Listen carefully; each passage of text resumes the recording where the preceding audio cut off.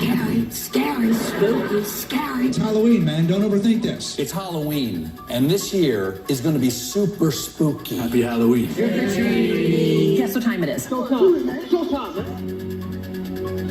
It's also ghost story time. Ooh. We have Heather Shea joining us. It's always a pleasure, Heather. Hello. But today Thank is the you. day you must be here. Yes. Like, no ifs, ands, or Happy Halloween, everyone. Happy Halloween. The day has finally come. Yes, it is here. So Heather Shade, if you're not familiar with her, what are you, nuts? She is one of the best storytellers, but specifically ghost stories. Oh, Thank you. Thank you. And she's a part of Lost El Paso. So if you want to, we're going to tell some scary stories, some ghost stories. And the best thing is that Heather puts photos on the website. So you can follow along with what she's saying. So you can go to lostelpaso.com, scroll to the bottom, click that link, and follow along there. Yes. Today, since you guys requested some spooky stories, I tried to pull out some of the, out of the vault, some of the creepier, spookier ones. And so I thought, what would be better than to include some actual paranormal photos to go along with some of these sites. So those that are following along at home, or, maybe if you're on your drive and you can't look at your phone right now, these pictures will be up all week. So you guys can go back and check them out at any time, okay? Yeah. But the first pictures that we have here in our gallery, I did include, of course, as you guys know, one of the favorite haunted spots in El Paso, which is Concordia Cemetery. Yes. And the reason why I put them first is because recently, within the last year, we have had a new apparition in the cemetery. Yes, which is kind of weird and exciting. People have been reporting seeing a woman in black. Which there's a famous lady in white in Concordia Cemetery. I was going to say. I remember you told us about that. Well, one. now she's got a partner, I guess. The lady in black. But she has been seen up near the front gates and the front, like the Yandel side of the cemetery, up in the front. And she's seen up by that front wall. And this started happening kind of in the beginning of the year. People started reporting seeing this. And we weren't really sure who or what she was.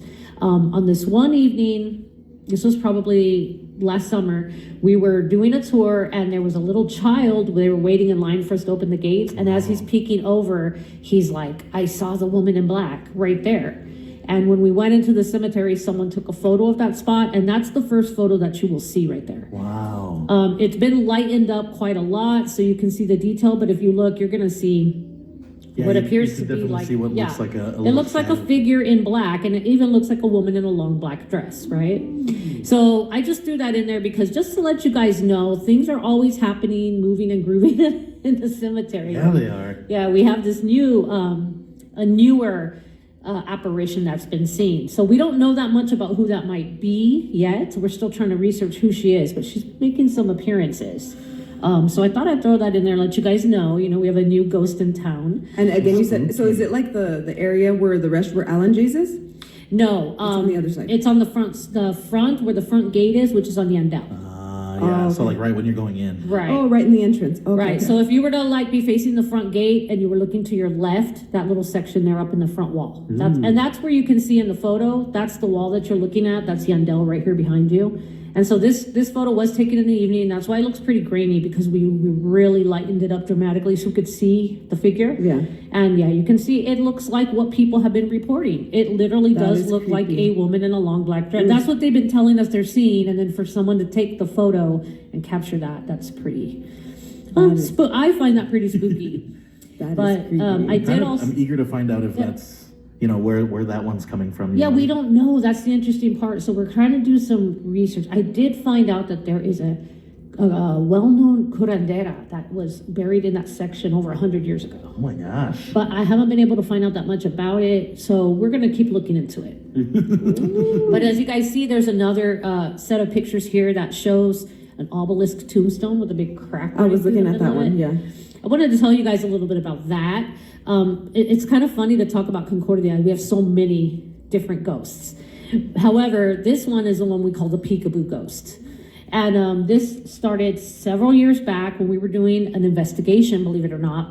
We were there in the middle of the night, probably 3 a.m. We had a crew of people, and some of us started to notice a figure peeking out behind that tall tombstone. If you're not being able to see the picture at the moment, it is a tall, very taller than me, obelisk-shaped tombstone. Yeah. So we were seeing something moving around back there, and we're like, what's that? And as we were putting our flashlights on it and trying to see what it was, we see the silhouette of a man peeking out, Oh my gosh. like doing a peekaboo. You know what? That tombstone. If you go to LostElPasoParanormal.com and you're looking at the photos that Heather Shade has put together for us, you just got to click on Kiss FM at the bottom of the page. The photos she's talking about, you can see this tombstone, this obelisk tombstone. There's like a crack in Right in the middle of the it. actual thing. It already looks creepy alone. So to suddenly see a figure standing behind that, Right. And not just standing there, because sometimes people do break into the cemetery, Yeah. unfortunately. Sometimes we see people, so that's not unusual. What was weird about it is that he's doing a peekaboo.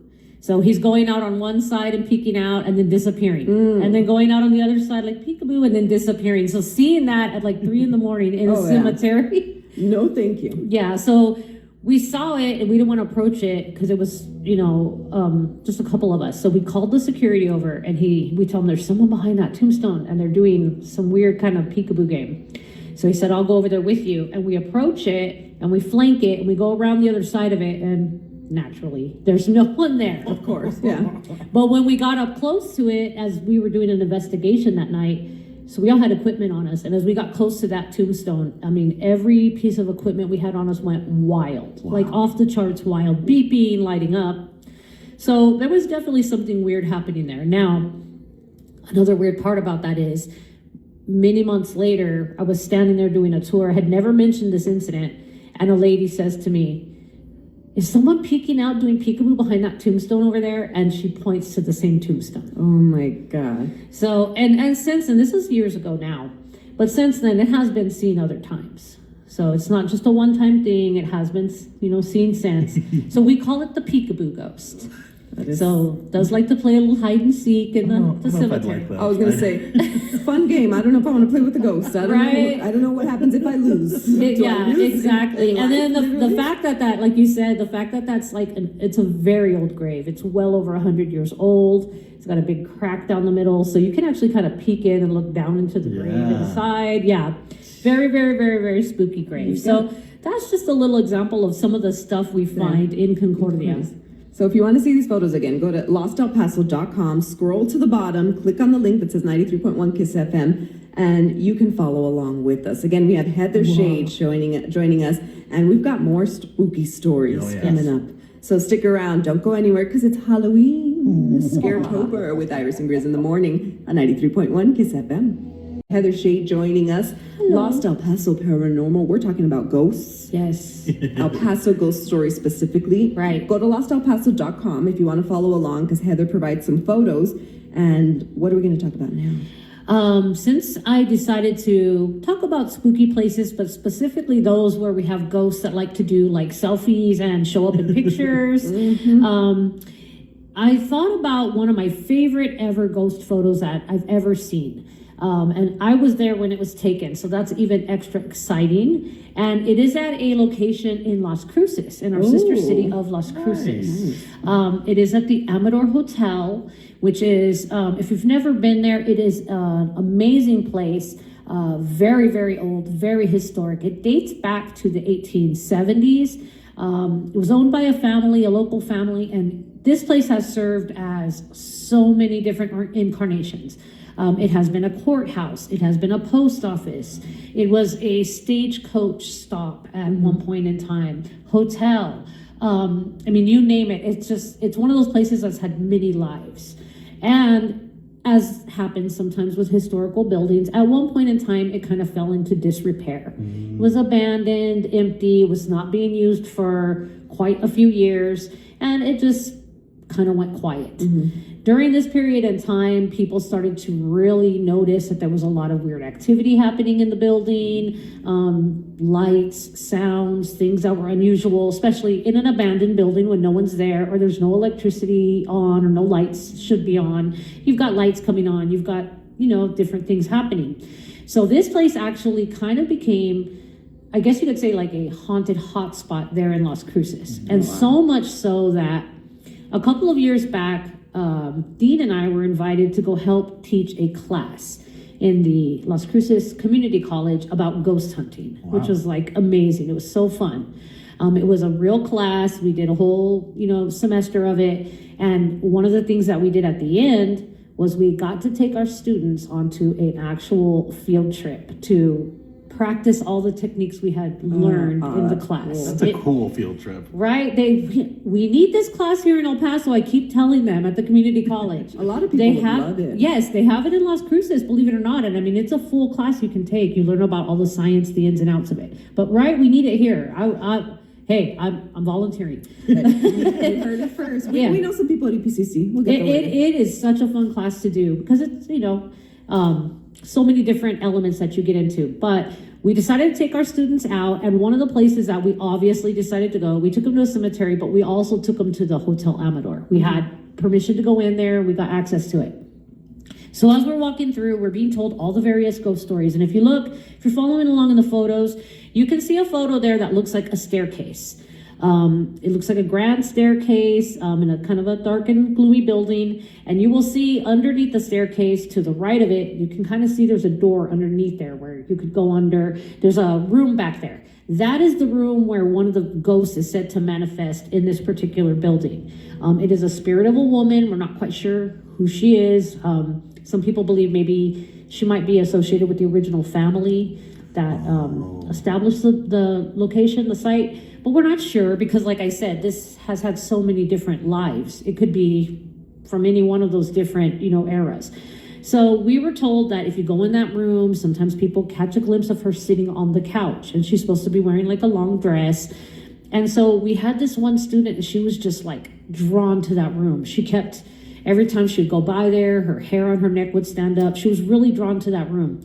So I said, what you need to do is just, when you feel that feeling, just go in there and take a photo, start recording and see, maybe you'll capture something you can't see with the naked eye. So she says, okay, I'm feeling drawn to that room under the stairs where the lady appears. So she goes under there and she snaps a photo. And that is the next photo that is in the series. It is a photo of a room with a little couch, a little Victorian couch that you can see there on the right, and what looks like almost your stereotypical ghost, right? Yeah. All it's lacking is a little pair of eyes. Yes. I mean, it literally looks like a ghost sitting there on the couch. And it's right there on the couch where they said that they Right, that's where they see her sitting. That is a completely unedited photo. I took this photo directly from her camera, right from her phone to my phone, so this has not been retouched in any way. And that's what she captured that day. So that really does tie into some of the experiences, some of the apparitions that people have seen in that particular area. So that picture is just amazing. And I love it when you get something that verifies so closely to what the experiences are. So that is one of my favorite photos, but also the place has now been renovated and they are using it for events and stuff like that. It's a beautiful historic building. So if you guys want to go check it out for yourself, you can go see the building now, the Amador Hotel in Las Cruces, and, maybe you'll catch a photo of her as well. Pay attention to that room under the stairs. I'm afraid she'll link on to me and then she'll come with me to the studio. And then she'll be popping up here in the background of your photos. She'll hang out with Yoko. That'll be fun. That'll Maybe. be fun. Oh, all right. So coming up, we're going to have some more. I'm looking at this one. This is Casa Ronquillo over in San Elizario. Yes. That is a really spooky and interesting picture because if you see the picture where the sign is at, okay, where the wooden sign is at, and you can see the picture of the chain link fence.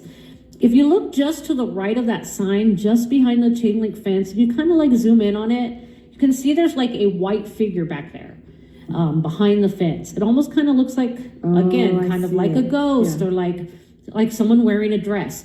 Now, the reason why that photo is interesting is because if you look at it, that is not a light refraction because it's actually behind the fence. The fence is showing up in front of whatever that is, but the image itself, if you really, really zoom in on that, it is transparent. You can see through it, whatever it is. So it's just an interesting anomaly, right? But the reason why that's interesting is because Casa Ronquillo, that is a very, very old, hundreds of year old structure in San Elizario. It is also known as the Viceroy's Palace. It's got a lot of urban legend around it, hidden treasure, ghost stories. So it's a magnificent little area. It's pretty cool. So we'll get more into that one. We're going to tease y'all a little. Yes, I will tell you why that is significant. I want to hear about that one. So again, if you want to follow along, we have Heather Shade sharing some ghost stories. You can go to lostelpaso.com, scroll to the bottom because all the photos are there and the photos just make it creepier. Yeah, You listen to the story and you follow the photos. And we'll have more on the Casa Ronquillo, San Elizario, Texas. But right now, we're going to keep it in the Halloween spirit. All right, let's get back to some ghost storytelling. We have Heather Shea joining us. Again, go to lostelpaso.com if you want to follow along with the photos. Now we're so we went from Concordia Cemetery here in El Paso. We took a little trip to Las Cruces. Right. Now we're going to take you to San Elizario. Yes. And we were talking a little bit about the Casa Ranquillo photo, which I had pointed out that you guys could check out, is the photo where you see that wooden sign that says Casa Ranquillo, and it's got the chain link fence in front of it. And right to the right of that wooden sign, just behind the chain link fence, you can kind of see an interesting image if you're looking at that photo. It kind of looks like, somebody standing back there. Maybe even somebody in a long skirt or dress or something flowing. It's just got that kind of a vibe to the image. Now, if you look at the previous photo right before that, you will see Casa Ranquillo. For those that aren't looking at the images, it is a long, one-story, wide adobe structure. Yeah. So when you're looking at it, it's kind of like, this long, wide area. And that is one of the sites of a very infamous ghost story that's very spooky. And I had just talked to a lady. I did a presentation in Isleta for the Mission Trail just last week. We were talking about this particular story, and I was told by a lady who lives right there that they are still seeing this. So she's like, that story that you told, this is still happening. It just happened. We saw her not that long ago. So just to let you guys know, the updates on the paranormal news happening. This one is still around. But the story goes that there was a pair of police officers late at night. They were in that area where the Placita is in the San Elizario Main Street area. And they see a woman walking in what appeared to be almost maybe like a nightgown or like a long white dress of some kind. And she maybe looked a little distressed or dazed. So they called out to her to see just if she's okay and, what's going on. And she did not respond. She just kept on walking straight. So they thought, well, maybe she was hurt, or it's kind of unusual to see someone walking in a nightgown late at night like that. We better check that she's okay. So they follow her. They did a turn around the gazebo. They come around the placita and they go to follow her. And she's already crossing the street and she's heading over to that area that you see there in the picture of Casa Ranquillo. So she's walking up and she goes around the right side of the building, which is where that corner where you see that sign in that picture. She goes around that side of the building. At this point in time, this was before the renovation started, so that fence was not there. She walks around the corner of the building and they decide, well, let's flank the building, the two officers, so we can catch up with her in the back and make sure she's okay. As they walk around and they flank that building, when they get to the back, well, there was nothing there. Yeah. Nobody was there. Right behind that, and then the picture that you see, the first picture, that's actually the back of Casa Ranquillo. As you can see, there's nothing back there. It's just a big, wide, open field. There's nowhere anyone can hide. It looks creepy. Yeah, it's very creepy. There's a huge, flat, open field behind it. No trees, nothing. So they went and they spent a good amount of time checking around back there. They never, ever found any trace of a woman, no footprints in the dirt, nothing. So they weren't able to explain, how did this happen? And because they made a report of it, these were police officers, that's why it became kind of a, well-known urban legend in that area. But when I did this presentation, this was just a week ago, one of the residents there who's lived there all her life, she lives there right on the corner from that area. She told me, we're still seeing her. Someone saw her just a few weeks ago, the lady in the white nightgown or walking around. And she also told me that her, when she used to live across from that area, her dogs would just sit there and stare at that building. When she would let them out, they would both just stare at it and growl and look at it. So that is why it is interesting and unusual that in that particular photo that you're seeing there, it does look like to be almost like someone in a white, like something in a figure in a transparent, something flowing. Yeah. And that's the corner where they see her go around. This was actually taken by a tour guest, someone who was on our tour. They were just taking photos of the building. She was actually trying to take a photo of the sign because it has the history on there. Some people like to take pictures of the signs. So she wasn't even trying to get a ghost photo. But it was just interesting because not only is it a photo, but once again, it's a photo of something that corroborates very closely to what people experience there. Yeah. So that's that whole area is very haunted. So if you're looking for ghosts, you can't do better than San Lazario. That is a very, the main street of San Lazario is haunted as heck. So lots of ghosts linger there. Wow. Love it. The ghosts, they're all around us. Yes. Here in El Paso, Las Cruces, San Elizario, you can't hide from them. No way. Yes. And you got to be nice to them, You're right. or else they're going to haunt you in your dreams. Yes. Again, we have Heather Shea joining us. So Heather, people aren't familiar. You all do tours, like ghost tours like this. If people are interested in learning more, how can they? Right. We do tours. A lot of people assume it's just like an October thing. We do it year round. My partner, my husband and I would be doing this for well over a decade now. And you can always find us at lostelpaso.com. Also, our Lost El Paso Paranormal Facebook page is tons of fun. We put tons of stuff on there. It's very interactive. Yeah. We're on Instagram. Yeah, you can find us just about anywhere. Lost El Paso. And we're out there year round. We do ghost tours, but I like to say we take them a little bit deeper because we do history, folklore, urban legend. We really get into a lot of that community folklore that is woven into our history. So if that's your kind of thing, if you like the weird history, the hidden history, and of course, lots of ghost stories, come and look us up. You'll have a good time. Wow. And where can they find you on social media and online? You can find us at lostelpaso.com is our main website. You can always, our contact info and our schedules will always be up there. And like I said, our Lost El Paso Paranormal Facebook page is the place to be. We have so much fun on there. And, we're on Instagram, we're on all the social medias. You can also give us a call. Of course, that's my husband's actual phone number. So if you want to give a prank call, just don't say I suggested that. Keep my name out of We it. heard it on the radio to prank call you? Keep my name out of it. But no, you can contact us, you can email us, and we can let you know what we have going on. We have something going on every weekend, from neighborhood tours, downtown tours, cemetery tours. I mean, we do it all. So just hit us up. Yeah. Oh, well, thank you, Heather. It's always a pleasure, but even more so on Yes, Halloween. I've had to come in today. I mean, Yes. what other better day to come? Thank Exactly. you guys for having me. It's No, always a good of time. course. And we're going to have you again for another one, because you just have stories for every holiday. Yes, I've got you on the stories. Think up some Thanksgiving stories. All right? Killer turkeys. Yes, I I've love got it. you. We're ready for it. Thanks, Heather. Appreciate it. Thanks, guys. We've Happy got- Halloween, everyone. We've got more of today's best mix coming up. We're going to play a little some thriller coming up after the break. Stick around. It's Iris and Grizz in the morning on 93.1 Kiss FM.